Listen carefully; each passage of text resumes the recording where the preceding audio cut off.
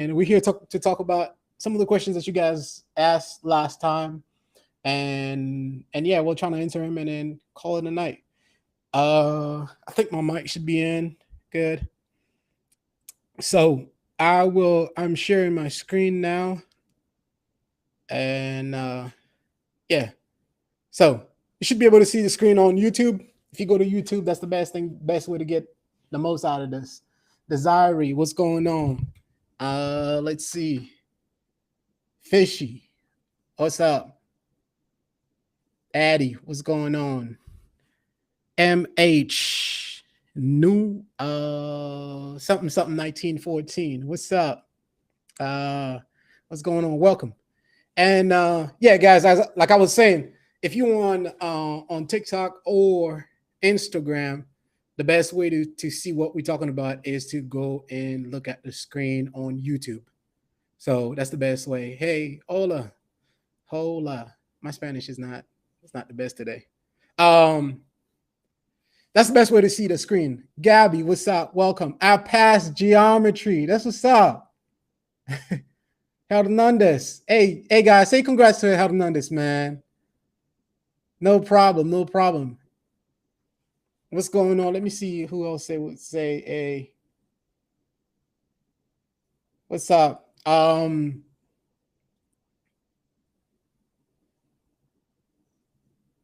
All right, cool. Congrats, Hernandez. Thank you for saying congrats. Mads, what's up? Yopo, what's going on? All right, guys, I think so. The best way to see the screen is to go on YouTube. It's a lot of you guys pouring in. Jesus Christ, I don't have the span today. All right, so let's go about this in a timely manner. So the first thing I want to do is talk about function. I know last time you guys asked about a question. Hey, what's going on? CJ Case 21. I know what's up, you guys. Last time you guys asked the question. You don't need math. Hell, you need motivation to do schoolwork. Okay, Sophia, welcome. I hope this helps. Okay, functions. Yeah, good. Last time you guys asked questions about them, and you kind of wanted to know what they are. And they were very simple. And if you start with to help you understand function, you got to start with something called relations. Relations is, this connects to this, by a certain relation. So let's say I could have, and usually this is how they teach it. And that's probably the easiest way to visualize it. And then after a while, you start introducing X's and stuff. And that's the easiest way. So let's say on this side, I have 1, 2, 3. And on the left side in red, I have A, B. If you're not seeing the screen right now, that's because you're not on YouTube, or you got to go to YouTube to see the screen. So everybody else on YouTube is seeing it. So let's say on this side I have on the left side I have AB, and on the right side I have 1, 2, 3. So now what a function does is, yes, that's what we're doing, Claudia. Go to YouTube. You need function help. Go to YouTube. That's what we're doing now, right about now. So what the relation saying is saying, okay, in a relation, so that means you can have any relation that you want. A can go to 1, A can go to 2 and 3, and B can go to 3 too. B can just go to 3, or that's the relation. So what it is just a way that tells you, okay, this goes with this by a certain relation. That the A goes to 1, it goes to 2, it goes to 3. So A goes to 1. That's one of the the thing in the relation. That's another one. That's the third one. And then B goes to 3. So that's a relation for you. Now, it doesn't really matter how you do this. If you're in the presence of a relation, it doesn't really matter. A can go to 1 and 2 and 3, as you see here. It doesn't really matter. All right, CJ, I'll see you on YouTube. CJ Case. So it doesn't really matter how you do this. And when you have a relation, it can go to any of them. Now, when you start having a function, that's something different. Now, function is there's got to be some rules. So it's still a relation, but there is a little bit of restrictions about the things that you're allowed to do. So now, let me how can I give you guys a concrete example? So if you have, let's say you have, and my drawing probably won't be good. So let's say you have, this is your bedroom, and I'll do this for a bedroom, and then this is your bathroom. I'll do this for a bathroom, and let's say that you have door one. Can I draw a door? I think so. So this is door one, this is door two, and this is door three.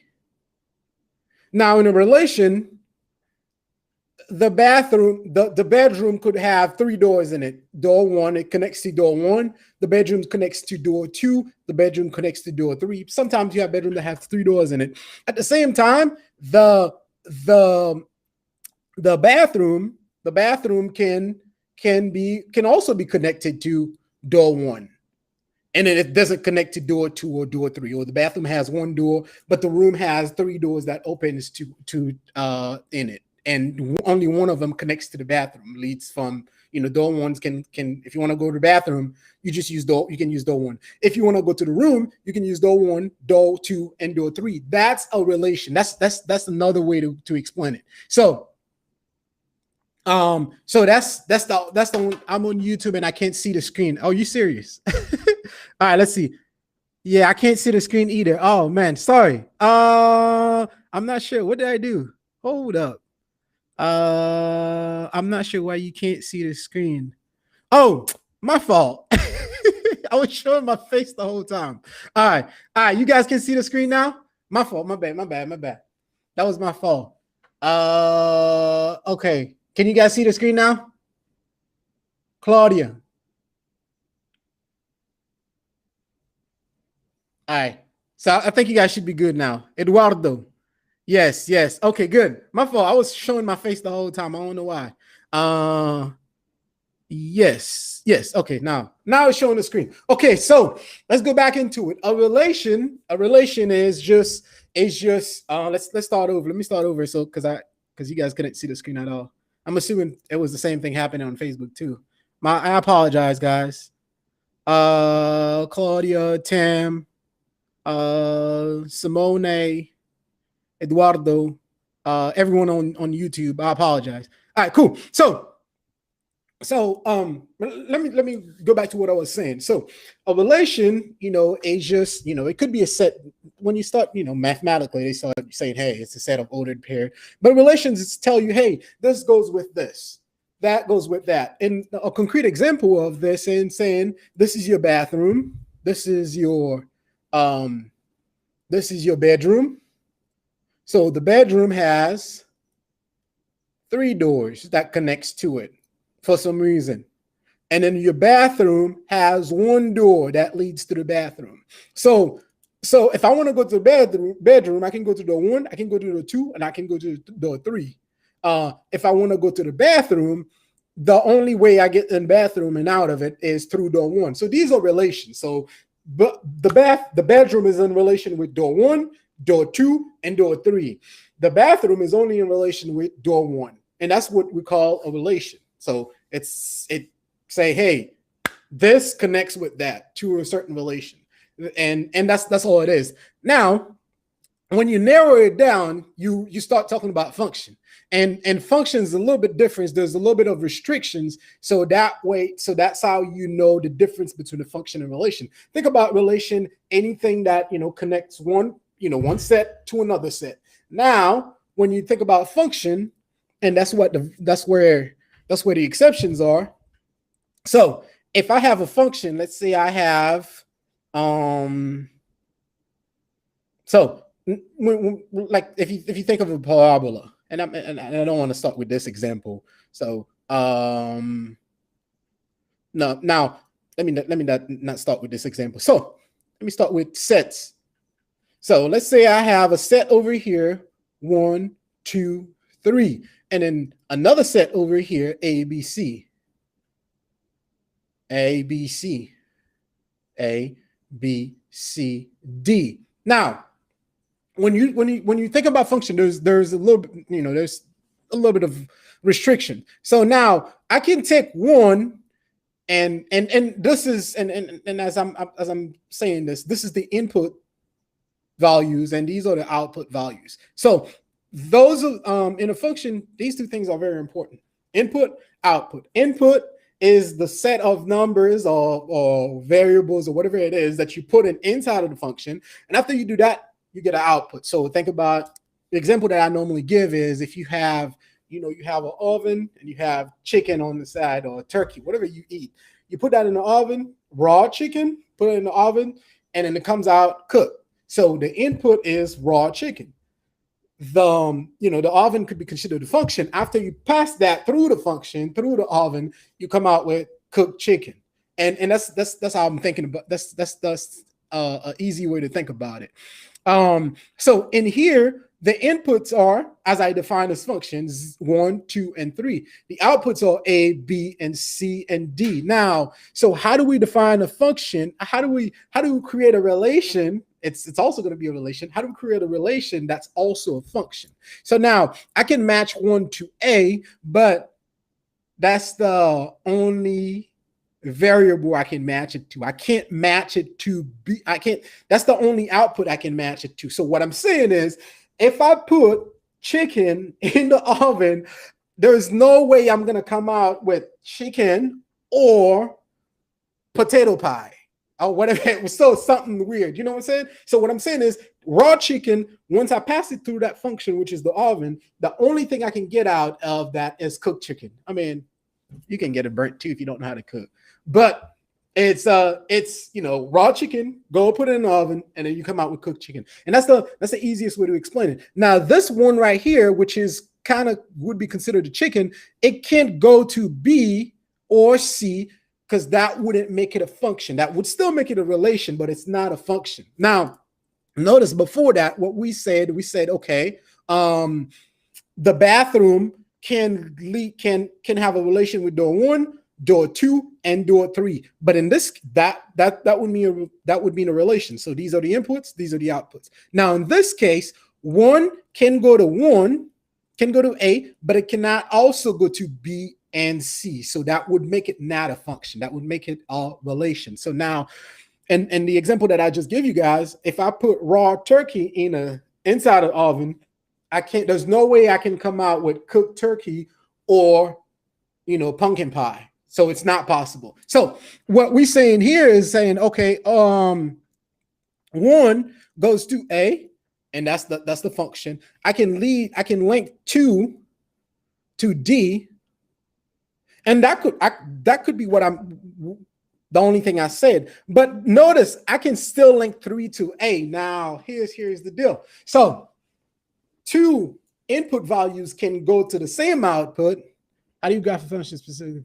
Okay, Claudia, we're gonna get into that. So 2 input values can go to the same output, but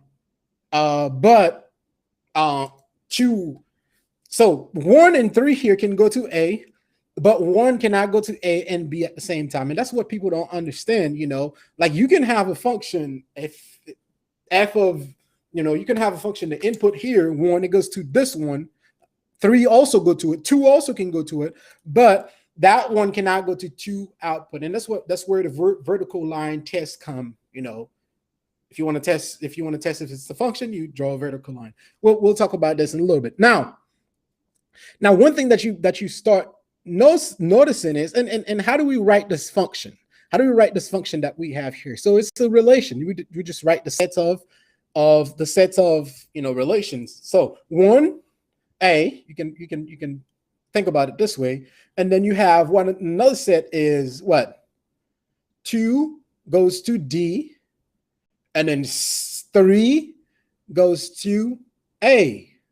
I'm going to give you guys some stuff, and you'll tell me if they are functions or relations. Now, so these are the input values, 1, 2, 3, and these are the outputs, A, D, and A and D. So now, on the left side, and before I get into that, let me give you guys some examples, and you're going to tell me if they're whether or not they're functions. Okay, so let's say I have, on the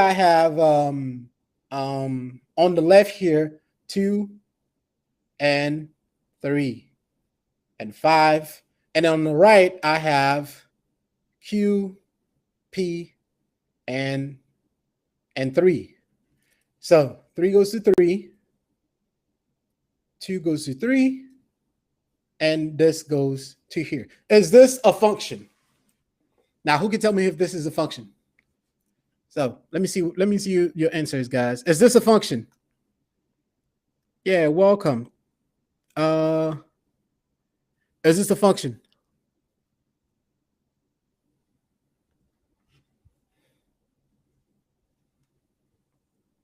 Come on, guys, on YouTube. I know you can see the screen. Okay, I think you guys are saying yes. All right. The comments sometimes probably gonna take longer to pop up. All right, so now here's the 5 goes to Q, the 5 also goes to P, and 2 goes to 3, and 3 goes to 3. Is this considered a function? And if it's not, what can we do to make it a function? Hey, what's going on, Papa? What's up, man? Just APAN. What's going on? XXXM. What's up? You guys are creative with those names. It's an ironic account. Okay, welcome. All right, so is this considered a function? Come on, guys. You sound like you're quiet on YouTube. So this is not a function. The reason why it's not a function is because the input value here 5, it goes to Q and it also goes to P. Now, if we remove that, then we have a function. If we remove that relation, oh, there you go. If we remove that relation, then we have a function because all these inputs are only associated to at most one output. Repeat the problem. Okay, so if you you gotta go on YouTube to see the screen, Barb. That's the only way you'll be able to see what's going on. You gotta go on YouTube and see the screen. That's the only way you'll be able to see what's going on. I don't think I see you on there too either. So if you're not on there, you're gonna have trouble seeing the screen and know what am I asking for. All right, cool. So now the other thing that they're gonna start telling you is, okay, the sets of numbers here on the left, which we also call input, they also are considered the domain. So these are the numbers that are part of, these are the input values that I'm plugging inside of the function to get something else. So these are considered the domain. So in domain here for this function would be 5. I mean, usually you write it in smallest value first, 2, 3, and then 5. These are the values of the domain. But the ones on the right, and I'll circle them in red so you understand what I'm doing. These are the range. The range here are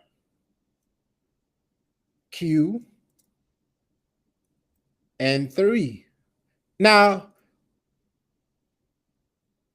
let me see who can tell me why P is not in the domain. Not in the range. Why is P not in the range? Can you do algebra? Yes, functions are this is algebra. Yes. Why? Who can tell me why P is not in the range? And this question. Cool. So this is domain, and then this is the range. Now, when you start seeing things that are a little bit more complicated is when they start introducing the variables in there. And the reason why we do that is if I know, okay, I need help with a word problem. If I know, the easiest way to get help would be for you to ask the questions first, because usually when I come here, it's I like I asked last time, what do you guys want me to talk about? Does that make sense? So if you ask me, hey, this is the topic, and then I'll next time I come and talk about it. So the what I was saying is when they start complicating things is when they start introducing variables. So like let's say we introduce the variable x. So now, so let's say if I know in my head that every single numbers goes to a number that is twice its size. So 1 goes to 2, 2 goes to 4, 3 goes to 6, 4 goes to 8, 5 goes to 10. And if I know that every single number go to another number that is twice its size, so there is no way for me to write this relation. Right? There's no way for me to start saying 1, 2, 3, 4, 5, and I'm doing those using natural numbers, and I'm not even using numbers in R because you would have. There's no way you can include all of them. Even if I'm using only natural numbers, there's an infinite set of numbers on the left, and there's also an infinite set of numbers on the right, 6, 8, 10, that are part of this function. Now, what we start to do is saying, okay, there's no way. Hey, hi, 39, welcome back. There's no way I can do this. So what people start to do is saying, okay, let me introduce a variable f of x, an input variable, where I define it as 2 times its size. And that's what I said earlier. I said, okay, each number goes to a number that is twice its size. And so 2 times x. And yeah, so now what is the domain of this function? The domain of this function. So if I enter, and if I'm considering only natural numbers. So if I enter 1 here, I get 2. I enter 2 here, I get 4. This is kind of sloppy. Let me write this a little bit better. So 1 goes to 2, 2 goes to 4, and then and so on and so forth. What is the domain of this function? Who can tell me? I don't know if I might have to refresh this because I can see y'all coming on.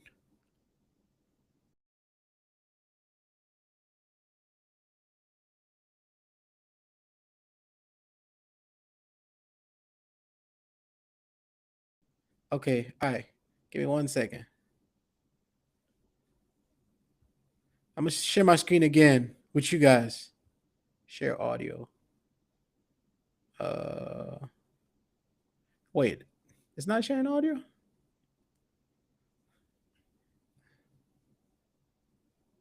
Yeah, can you guys see the screen? I had to reload this because I couldn't see the messages that you guys were writing. So if you're on YouTube or Facebook, I had to reload this.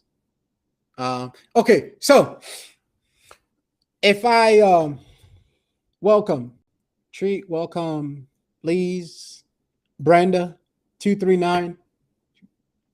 Brenda, are you from Fort Myers?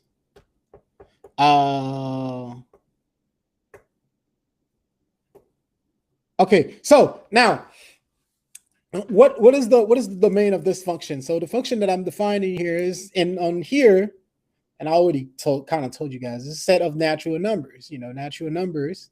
And then what would be the range of this function, natural numbers? So if I'm have the set of natural numbers, and then all I need to do to define this function, this is the way the function is defined. All I need to do to find the output, if I have an input from the set of natural numbers, all I need to do is multiply whatever input I have by 2. So 2 times x. So that's why 1 goes to 2, 2 goes to 4, 3 goes to 6, and so on and so forth. Now, what is the range of this function?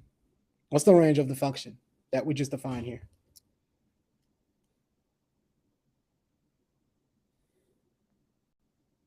I don't know why I'm not seeing the messages from you guys. Wait a minute.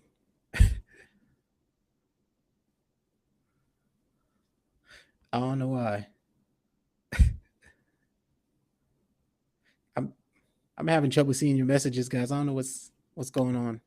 This is probably frozen. Yeah, I'm having trouble seeing your messages. Let's see, private chat. Nope. All right. So cool.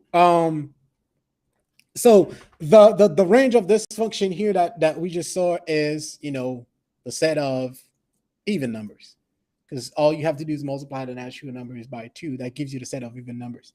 Ricardo, welcome. Now, I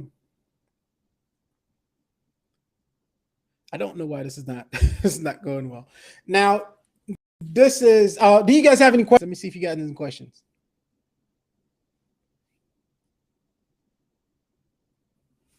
Hold up. Maybe I need to. You guys have any questions? Yes, no, maybe. Madeline, welcome. Ricardo, welcome. Is it Tweak? Welcome.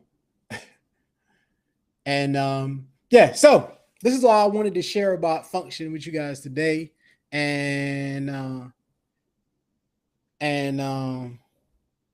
welcome. I just waved at you, but I'm not sure how to pronounce your name. A phobe underscore 62. Welcome. So that's all I wanted to share with you guys. And if you have any more questions, let me know. And you can send them to me. Actually, took my PSAT and did terrible in my eyes, and I am so scared to take my SAT. Madeline, sorry to hear that. When are you taking the SAT?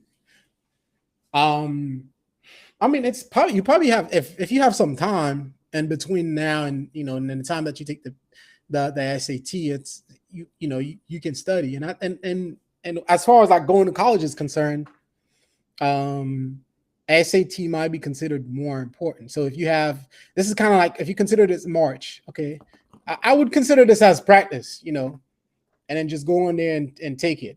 And then the other thing that I always tell you guys to think about is you can take those exams as many times as you want. Not when I say as many times as you want while you're in high school.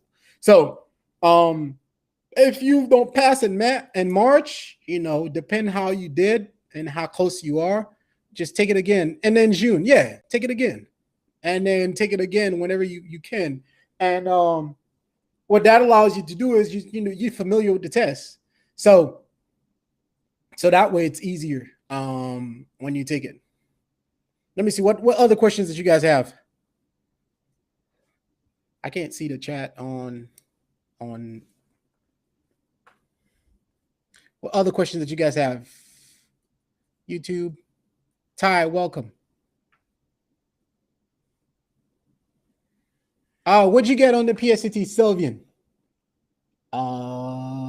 Sylvian. I don't want to mess up your name. Silvian. What'd you get on the PSAT? How'd you do?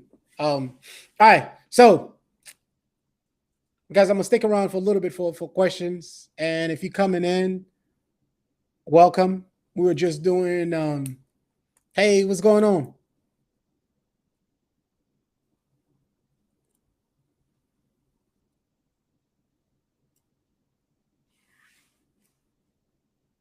Multiple exponents in an equation.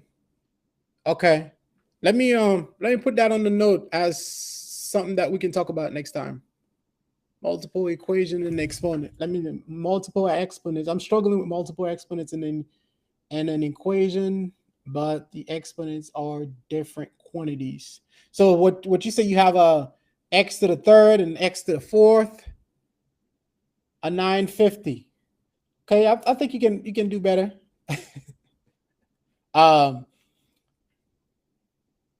Yes, I'm always live on Tuesday at this time. Tuesday, I come around just right about 9:15, going to 9:30. So usually if I'm not on, I'm probably just doing some checks and stuff.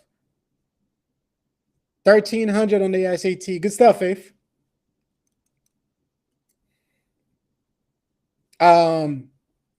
So yeah, 1,100 on PSAT. I really struggle with math. Okay.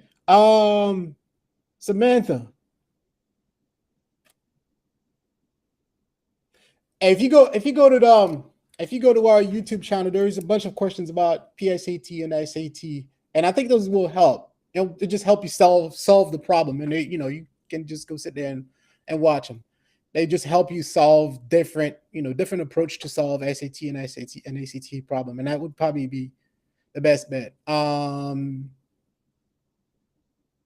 don't sleep on Khan Academy. They have good stuff too on SAT, and you can use those for if you're taking the exam.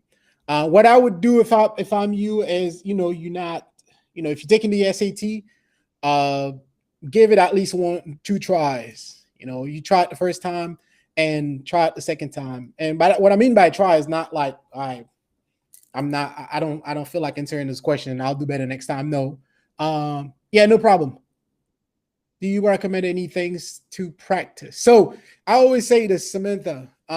So the first time you are practicing for exams that are timed, usually this is how I used to take a bunch of professional exams. The first time that I practiced for them, I don't time myself. Sometimes it could take me 45 minutes to an hour to do a problem. In reality, and when you get to the exam, you have to solve it in 1 minute. So you try to understand it the first few times around, and then later on,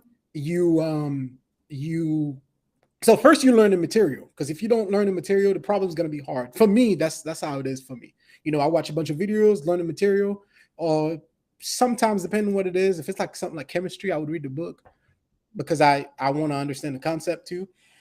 But normally, if it's math, I could get by watching a bunch of videos, and that's my preferred way of learning. And then what I would do is start doing the problems not under time condition, just do them as you see fit. It could take you like an hour and a half to do one problem. Don't worry about it, because this is your first time doing it. And then later on, what you do is you just start timing yourself. But what I would do starting up is, if you know that each problem on average take 1 minute to be solved, you could start timing yourself, give yourself 5 minutes, put actual timers and stuff. And then if your problem has if your exam has 30 questions, don't start with, an exam of yourself answering 30 questions. You could start 5 questions or 6 questions. You know how to do those.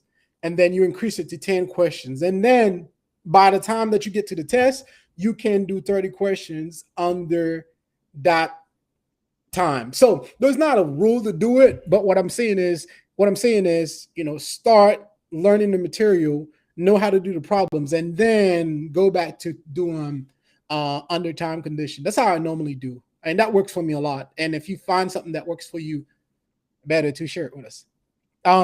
Let's see. I had a question that I wanted to. Okay, so it was equation.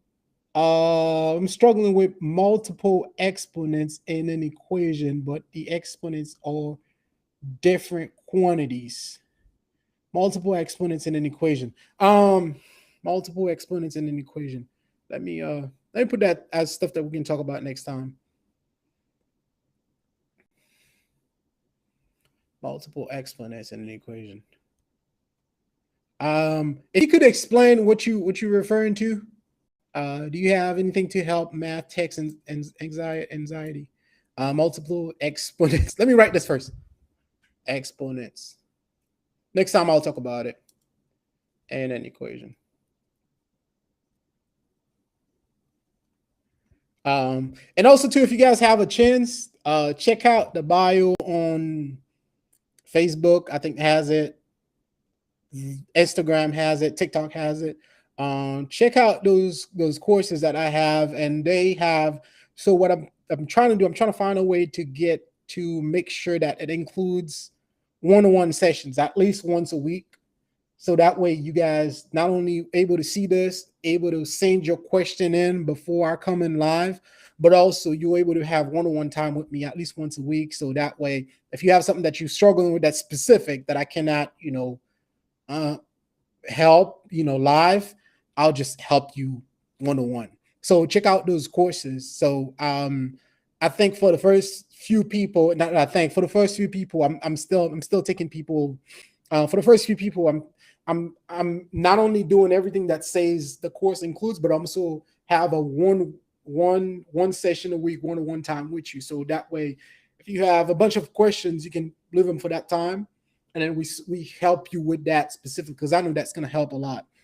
Uh, in addition to coming in here live, what I missed. Okay, so test anxiety. Let me go with I don't know if what I would say is specific to math, but I remember times that I've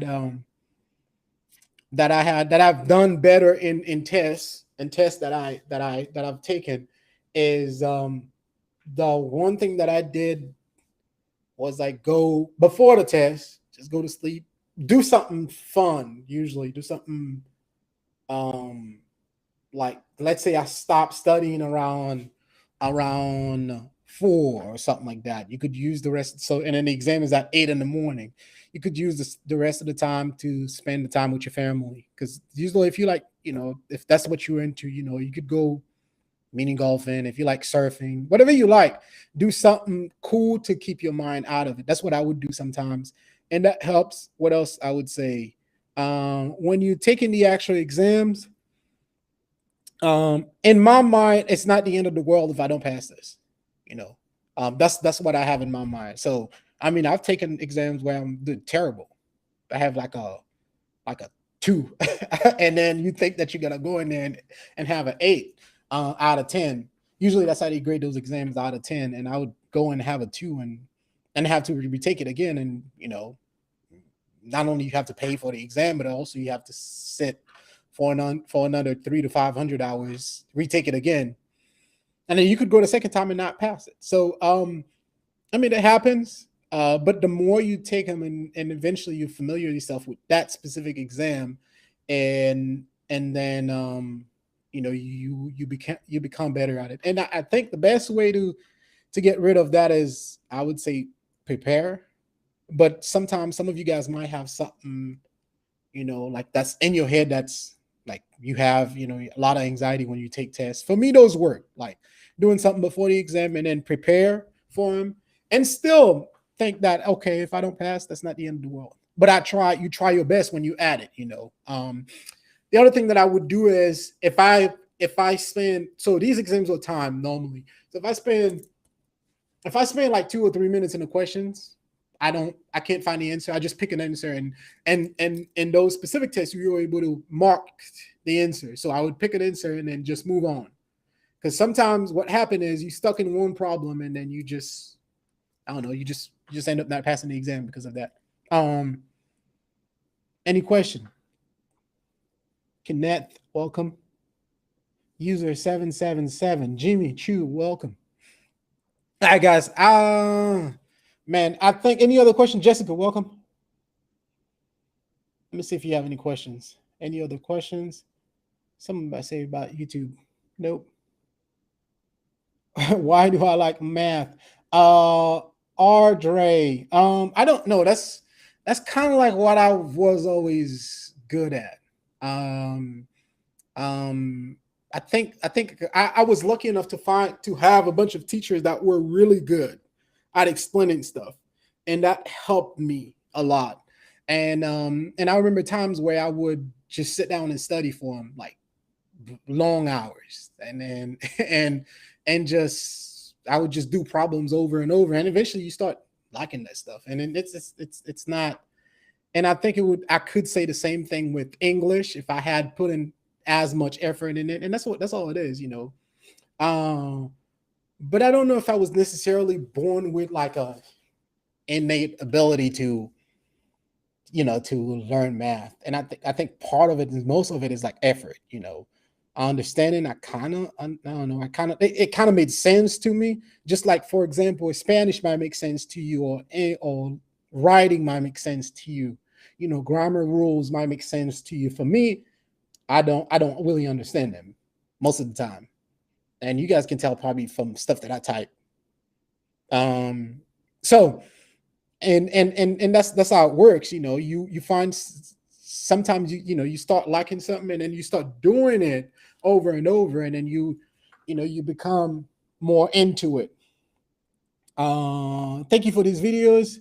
You've helped a lot. No problem. I wish I could read your name. 2NKE. That's all I can. Jimmy, do you have videos on pre-calculus? Yes, I do. I haven't. There is a section on my YouTube channel for pre-calculus. There's a, what do you call this? You guys know what I'm talking about, right?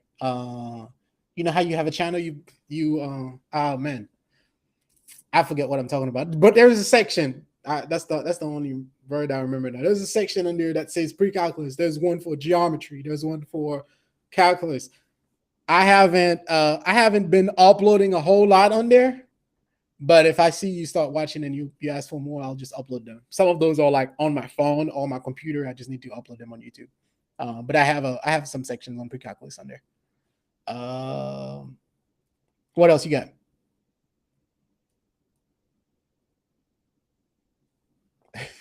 Unit circles. I don't think I get that yet. I got there yet. But I know I have done live sessions where I did unit circles only, mostly unit circles. Okay, dang, it's like two of you guys who need unit circle help. Okay, well, I better get started uploading these more often. Okay, I'm gonna upload some more. If you don't see any next time I come here, just remind me. Hey, Ramel, you need to upload unit circles. All right. What else you guys have? Let me see if I have any questions. Hey, Miss Davis, how you doing? Nice to see you here. What else that you guys have?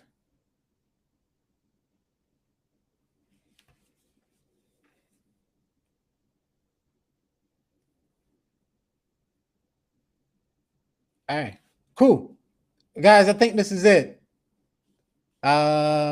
It's probably time. It's probably your bedtime, anyways, guys. What's the YouTube? The Jax Tutor. It's the same as the TikTok that you in. Let's see. I'm trying to comment the Jax Tutor. So if you go on YouTube and look for that, you should find it. And the other way to find it too is just go to my profile here on TikTok. I think it says I lost connection. Good. And then you'll find it. So that's the YouTube channel, the Jax Tutor.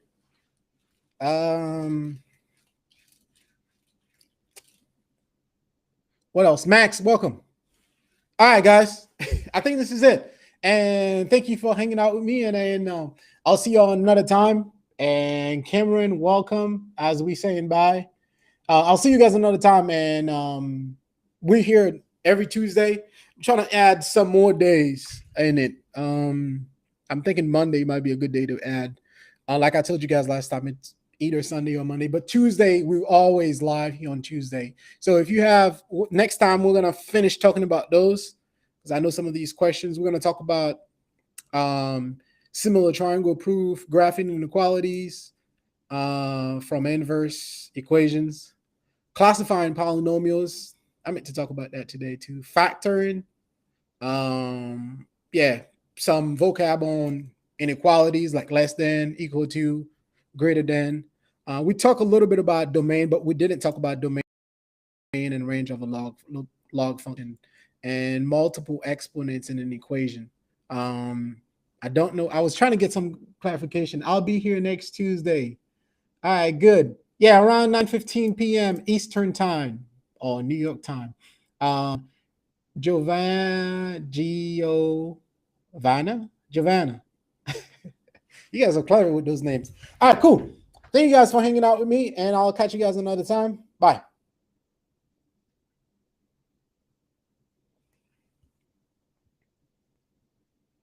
Maddie, hey, welcome. All right, I'll see you guys another time. Thank you. Welcome as we saying bye. Actually, let me put this for y'all. So if you need any help with, let me go look for this and put it here.